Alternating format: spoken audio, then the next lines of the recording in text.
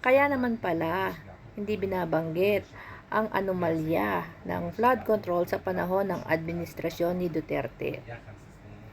Ayon sa abogado ng mga Diskaya, sila daw ay naimbitahan sa Senate from Blue Ribbon Committee na ang laman ng imbitasyon is yung flood control from 2022 till 2025. So, sino ba ang chair ng Blue Ribbon Committee that time? Di si Marcoleta. Tingnan mo na itong matandang hukluban na ito, no? Matanda na, wala pang pinagkatandaan.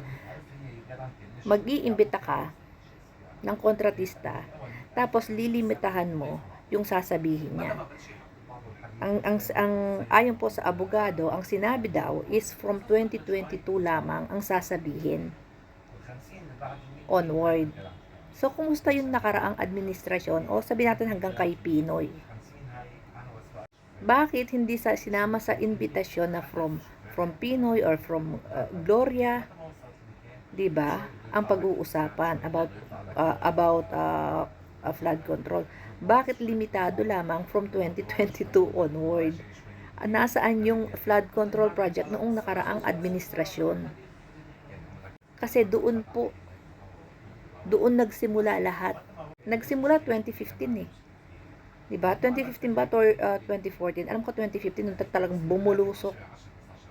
From 2015 konti, pero pagdating ng 2016 talagang bumulusok po ang proyekto na nakuha ng mga Diskaya. So ngayon, Marcolelat or Marcobeta, matandang hukluban. Yan, yung abogado na nagsabi ha.